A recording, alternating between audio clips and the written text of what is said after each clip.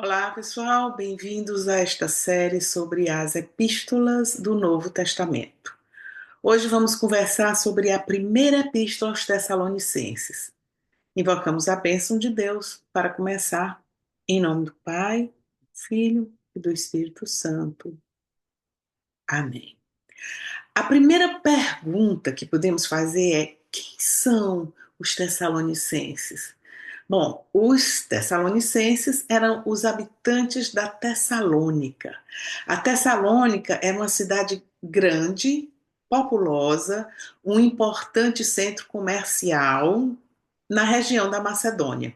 Então, São Paulo evangelizou a Tessalônica na sua segunda viagem missionária, por volta do ano 49 a 50. Quem não assistiu à aula sobre a igreja primitiva, vá lá no curso da História da Salvação e veja um pouquinho sobre as viagens de São Paulo, conhecer um pouco São Paulo e o seu trabalho de evangelização, seu trabalho missionário, né? Então, muito bem, a Tessalônica, que foi evangelizada por São Paulo, né, nessa época, entre 49 e 50, quer dizer, não muito depois da ressurreição, era uma cidade de cultura grega, era um ambiente pagão, com muitos deuses pagãos, né? Então, em meio a esse ambiente, havia uma colônia de judeus que frequentavam uma sinagoga. Então, quando São Paulo chegava a uma cidade para anunciar o evangelho, ele ia primeiro à sinagoga evangelizar os judeus e somente depois ele se dirigia aos gentios. E foi assim que ele fez na Tessalônica. Então, alguns judeus se converteram ao cristianismo e muitos pagãos também, né? Então, assim nasceu a comunidade cristã, né? Uma pequena igreja local composta por judeus e gentios que abraçaram a fé. Aliás, mais judeus do que gentios. Aliás, desculpe, mais gentios do que judeus. Eles eram provavelmente a maioria, né? Então, como eu disse, de uma maneira geral, os tessalonicenses são os habitantes da Tessalônica, mas especificamente os tessalonicenses para quem a carta de São Paulo foi dirigida são os membros da comunidade cristã fundada por São Paulo, né? Agora vamos entender melhor o contexto desta carta.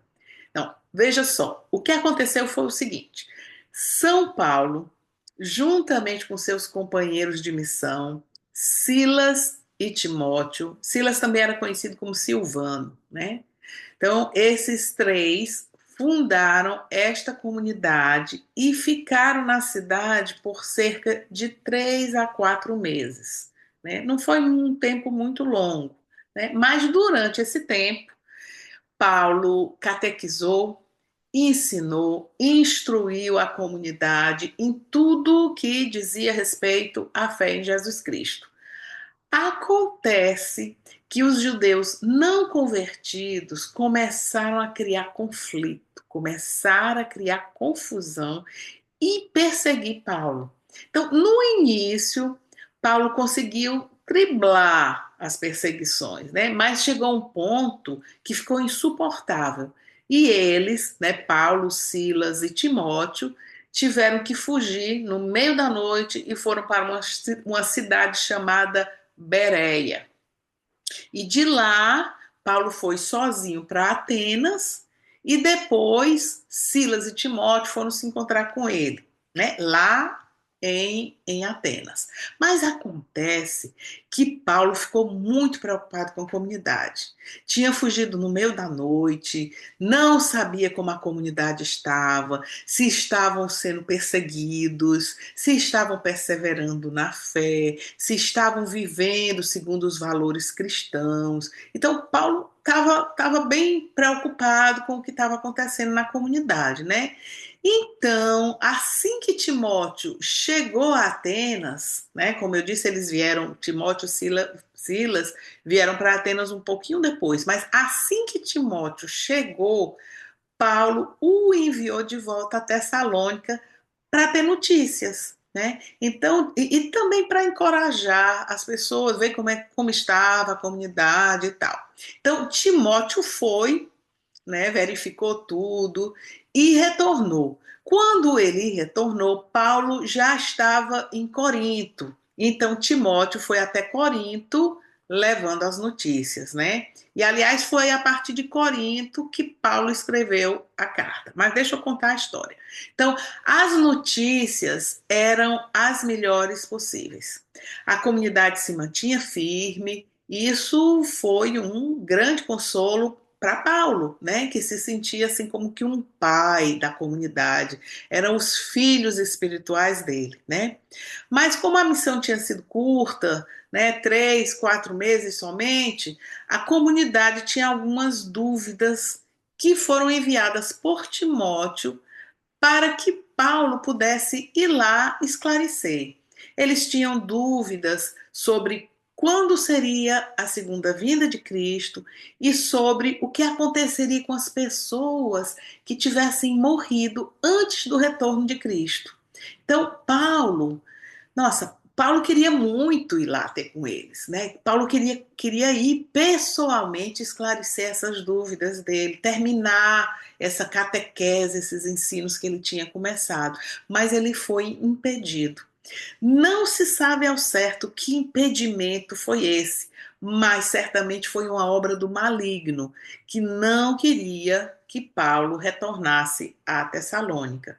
Mas o fato é que Deus, na sua grandeza, na sua sabedoria, fez com que tudo concorresse para um bem muitas vezes maior.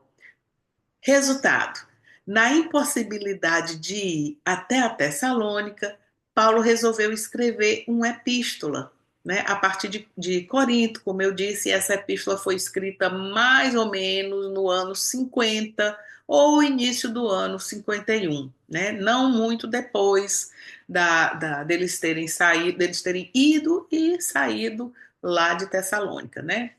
Então, com isso, com o fato dele escrever essa carta, né, enviar essa carta, gente, vejam só, ele realizou o magnífico plano de Deus. Se Paulo tivesse ido pessoalmente a Tessalônica, hoje nós não teríamos a carta, né? E mais ainda, essa carta, gente, é o primeiro escrito do Novo Testamento. Ainda não tinham sido escritos os evangelhos. Então, até então, toda a evangelização era transmitida oralmente, assim como Paulo estava fazendo lá em Tessalônica, né? Então, esta carta é, na verdade, acredita-se, né? Existe um consenso sobre isso. Esta carta, esta epístola, é o primeiro livro do Novo Testamento. Olha só que legal, né? Então, quando Paulo escreveu esta carta, ele pediu que fosse lida para todos os irmãos. Como a carta era muito ungida, fizeram cópias, essas cópias foram enviadas e acabaram sendo lidas em outras comunidades, né? E elas eram lidas durante a celebração eucarística. Então vejam que coisa magnífica. Até hoje, as cartas de São Paulo, esta e todas as demais que ele escreveu, são lidas durante a celebração eucarística. Geralmente é a segunda leitura do rito da palavra, né? Geralmente é uma epístola de São Paulo. Isso na missa dominical, né? Então agora vamos conversar um pouquinho sobre o conteúdo da carta. São 5 capítulos, amém, apenas, né? Não é uma coisa muito longa. Inclusive, eu convido vocês a lerem, né, a carta, para vocês poderem aprofundar esse conhecimento e rezar, pedir o Espírito Santo para vir mostrar para vocês o que é que essa carta está dizendo para vocês hoje, né? Então, olha, observem que Paulo escreve usando o pronome no plural, nós, não porque ele está se referindo à equipe missionária, ele, Silas e Timóteo, né? Então, a primeira parte da carta, que são os 3 primeiros capítulos, é uma grande ação de graças. Vocês vão ver que coisa linda, né? Então, no primeiro capítulo, que é um capítulo curtinho, tem 10 versículos apenas, Paulo está felicíssimo. Então, ele extravasa de felicidade, porque a comunidade está perseverando na fé. Ele recebeu essas notícias e ficou assim, muito, muito contente, né? E como a maioria era formada de gentios que se converteram, Paulo então louva a Deus porque largaram de vez os ídolos, né? Estão vivendo as virtudes cristãs, que são fé, esperança e caridade. Então, é grande a alegria de Paulo a tomar notícia de que estão perseverando na fé e que sua fé era também conhecida em outros lugares. Então, ele elogia tudo isso, louva a Deus por tudo isso, né? Agora vamos refletir quanta coragem a dessa comunidade, né? Foram capazes de romper com a cultura, o paganismo, as práticas imorais aceitas, né, que eram normais, aceitas normalmente pelos gregos, para abraçar o chamado de conversão. Então, que diria, vamos refletir juntos, né? Que diria São Paulo a nós hoje, se fosse escrever uma carta especialmente para nós, especialmente para você? Será que ele estaria assim feliz, cheio de ação de graças? Será que nós nos destacaríamos como cristãos fiéis nesse ambiente modernista, cheio de valores anticristãos que nós vivemos hoje? Né? Como é que a gente sabe? Como é que seria isso, né? Então, gente, quisera esta carta fosse dirigida a nós também, e todos esses elogios e essas ações de graça fossem para nós, para a nossa sociedade, para a nossa comunidade, né? Mas eu não acredito que Paulo escreveria essa carta assim para a nossa sociedade de hoje, né? Então eu pergunto, o que precisaríamos fazer para ficarmos parecidos com os Tessalonicenses, esses que tanto consolaram Paulo e com certeza Jesus, né? Então fica essa reflexão para nós, né? De que maneira nós poderíamos receber também essas ações de graça, né? Bom, então vamos para o segundo capítulo. No segundo capítulo, Paulo continua dando graças a Deus e expressa abertamente o seu carinho, o seu cuidado, a sua afeição pelos seus filhos espirituais, né? Ele se compara a um pai que não mede esforços para fazer o bem a seus filhos. Ele se alegra porque seu esforço foi bem recompensado. Ele relembra como foi perseguido e reconhece, né, como, como Deus lhe deu coragem para continuar pregando, apesar das perseguições dos judeus, aqui dos judeus não convertidos, né, aqueles que estavam perseguindo. Então, ele louva a Deus pela comunidade permanecer fiel, né, apesar de também serem perseguidos, também estarem sofrendo perseguições. Então ele dá esse consolo também à comunidade, esse encorajamento, porque as tribulações fazem parte, representam as pegadas de Jesus que também sofreu e foi perseguido, e nós somos chamados a caminhar nas pegadas de Jesus, né? Agora, apesar das tribulações, Paulo continuou pregando fielmente a palavra que ele recebeu de Deus lá, quando ele estava lá, porque o anúncio não é feito somente de palavras, mas é feito de vida, é exemplo de vida, é conversão, é serviço, e foi isso que Paulo fez, e é por isso que ele relembra, para que ele possa ser um exemplo, um modelo, um testemunho, para que os Tessalonicenses, para que nós hoje possamos fazer a mesma coisa, né? Então, Paulo relembra também o quanto ele trabalhou de dia e de noite para desempenhar a sua missão. De dia ele trabalhava, ele era fazedor de tendas. E de noite ele se reunia nas casas para catequizar, falar de Jesus, ensinar sobre a fé, né? Então havia o costume dos irmãos sustentarem materialmente os enviados de Deus. Mas Paulo abriu mão desse direito e trabalhava para o seu próprio sustento. Por que ele fez isso? Por vários motivos. Primeiro, ele não queria ser pesado à comunidade. Talvez não fossem pessoas muito folgadas financeiramente. Não é bem claro, mas de uma certa forma a gente pode entender que Paulo não queria ser pesado para a comunidade. Segundo lugar, né? Com tanta perseguição acontecendo, ele não queria dar margem a falatórios, né? Ele não queria que dissessem que ele estaria se aproveitando dos bens das pessoas. Então, para evitar mais perseguições e mais conflitos, ele continuou se sustentando com o próprio trabalho dele.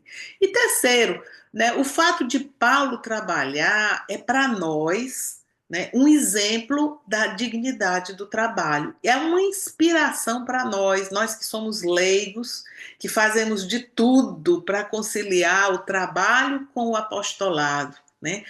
Para Paulo, as virtudes dos Tessalonicenses são para ele sua glória e sua alegria. Então, a recompensa do trabalho era ver, né, a conversão dos Tessalonicenses e como eles estavam dando glórias a Deus. Então, essa grande alegria era a grande recompensa de Paulo, né? Então, quisera, gente, que nós fôssemos uns para os outros glória e alegria mútua, né, por nossas virtudes também. Bom, então vamos lá. Seguindo adiante, no capítulo 3, Paulo explica rapidamente o que eu expliquei para vocês na introdução, né? Que ele foi para Bereia, de Bereia ele foi para Atenas, foi para Corinto, mandou Timóteo, Timóteo veio. Quer dizer, não todos os detalhes, algum desses detalhes a gente sabe porque a gente leu no livro dos Atos, né? Mas ele dá uma explicação assim mais ou menos geral de ter enviado Timóteo, de Timóteo ter voltado com as boas notícias, né? Que ele teve que partir, ele explica, né? Que enviou Timóteo, que recebeu as boas notícias, que gostaria de ir visitá-los, mas que estava impedido, né? E aí ele diz fisicamente distante, mas unidos espiritualmente. Ele faz questão de dizer isso, né? Muito bem, esses são os primeiros capítulos, os 3 primeiros capítulos que formam essa primeira parte, que é essa grande ação de graças, né? Aí vem a segunda parte da carta, que está no capítulo 4 e no capítulo 5. O 5 é o último, né? É quando Paulo responde às dúvidas dos Tessalonicenses, aquelas dúvidas que foram enviadas por Timóteo, né? Então, apesar da fidelidade da comunidade, Paulo começa encorajando, né, a buscarem sempre um maior crescimento para a santidade, né? Então ele louva porque eles perseveraram, mas ele lembra, olha, ninguém chegou, a meta é mais adiante. Nós temos que buscar um maior crescimento sempre, que é a busca da santidade, né? Então ele fica bem claro que buscar a santidade não é opcional. Né? Nunca devemos parar de buscar crescer mais e mais em direção à santidade.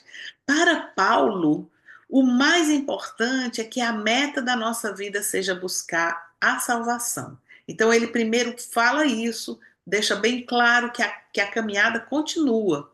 Né? Ele exorta a fugir do pecado, a buscar pureza de coração, evitar imoralidades, especialmente na área sexual, que era uma coisa que tinha muito no ambiente grego.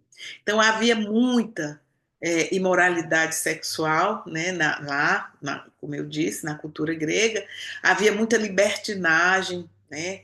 Então, daí essa pregação de buscar uma vida casta, ou seja, uma pureza de coração. Isso era algo realmente desafiante, né, para esses novos cristãos. Então, Paulo encoraja, né? E eu pergunto, será que hoje, vivendo numa sociedade que se diz cristã, estamos muito diferentes? Olha, os tessalonicenses, eles tiveram que abrir mão de muita coisa, porque eles estavam numa sociedade pagã. E nós, que estamos numa sociedade que se diz cristã, será que nós estamos bem diferentes?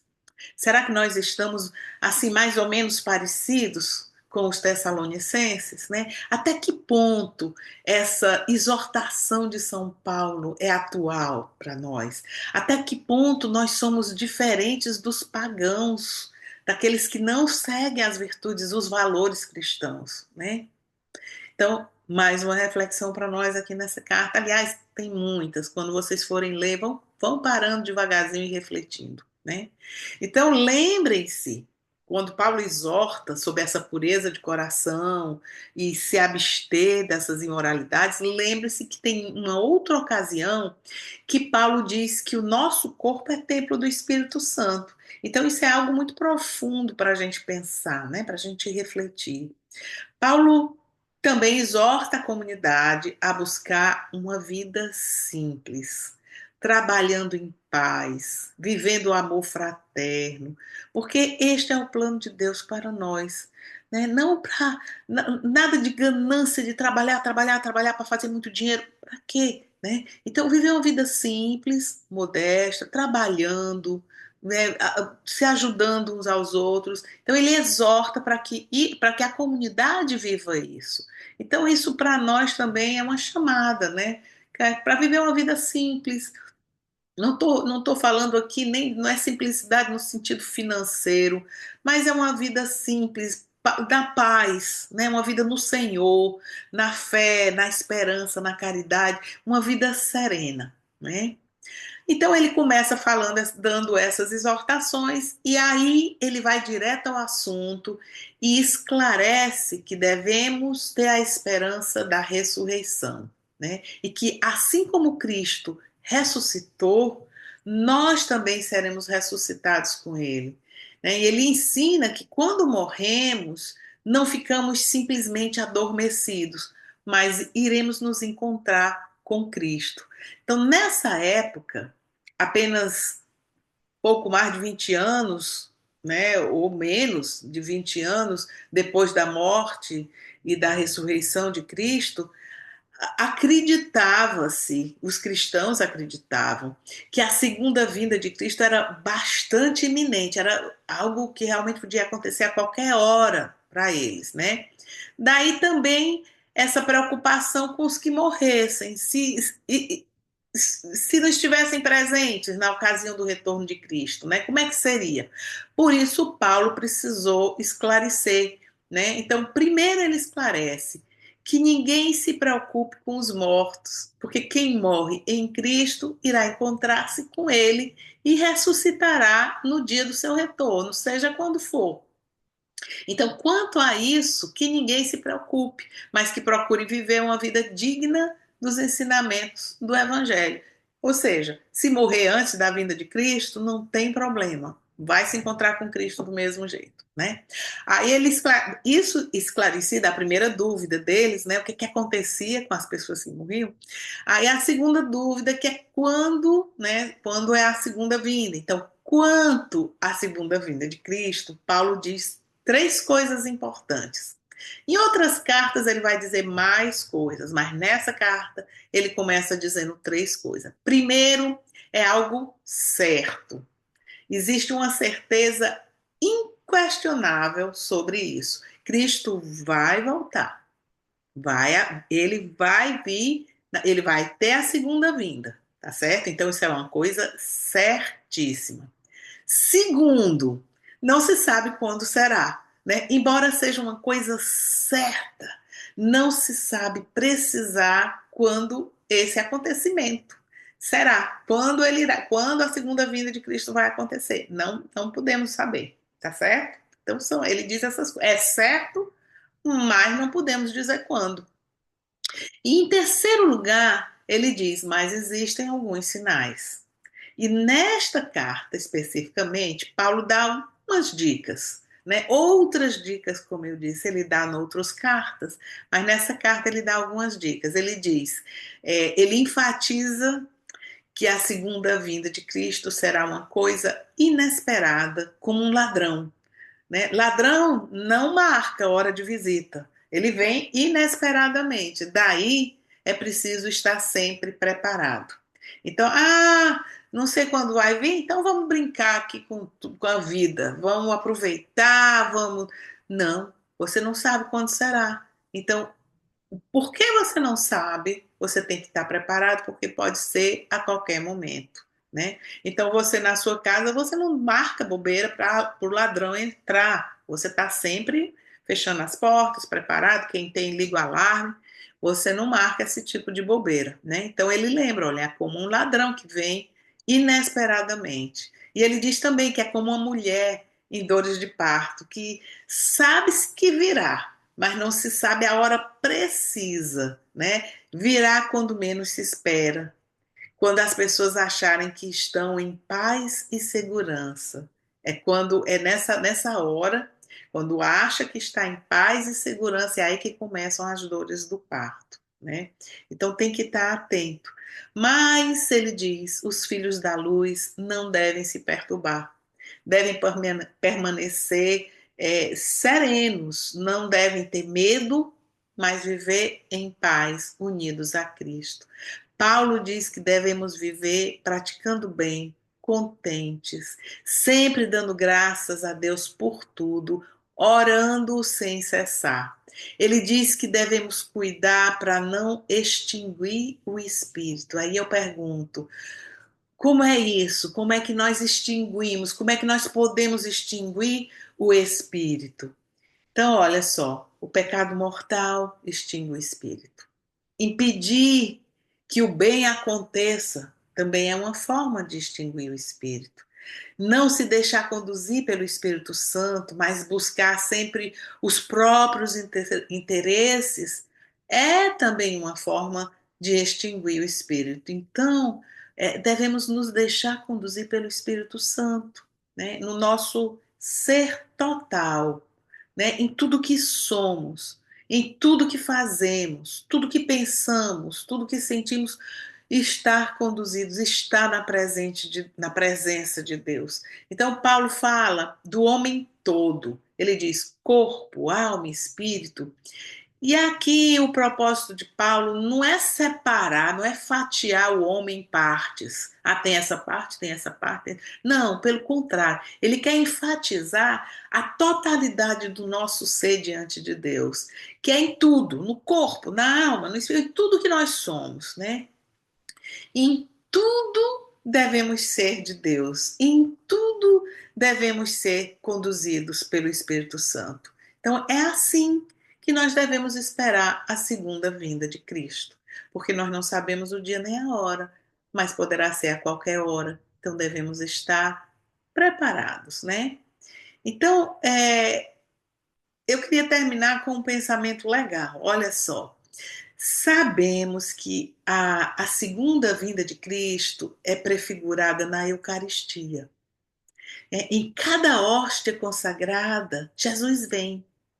A Eucaristia, então, gente, uma prefigura, é um anúncio da segunda vinda de Cristo. Prestem atenção na missa, né?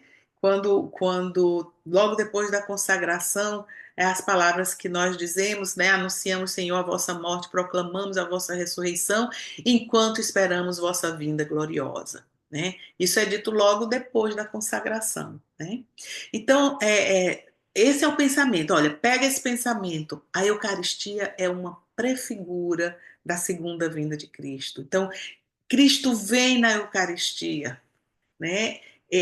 Quando ele vier no seu retorno, né, na segunda vinda que ele vier, né, em corpo, se dará o julgamento final, né? E os que estão em Cristo herdarão a glória eterna, enquanto os outros, né, serão condenados para sempre. Então, da mesma forma que nós devemos estar preparados quando formos comungar, tá certo? Então, esse estar preparado para a segunda vinda de Cristo, a gente vai praticando e vai prefigurando a cada comunhão.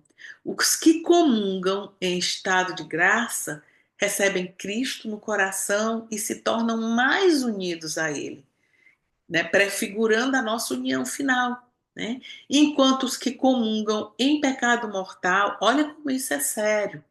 Os que comungam em pecado mortal, palavra de Deus, comungam para a sua própria condenação, prefigurando exatamente aqueles que, não estando preparados, não estando em Deus, estando no pecado mortal, virão a sofrer a condenação, né?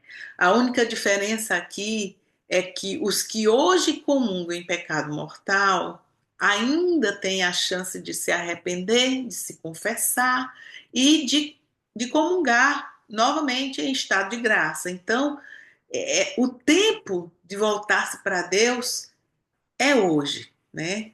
Na ocasião da segunda vinda de Cristo, não haverá mais uma segunda chance. A chance é agora.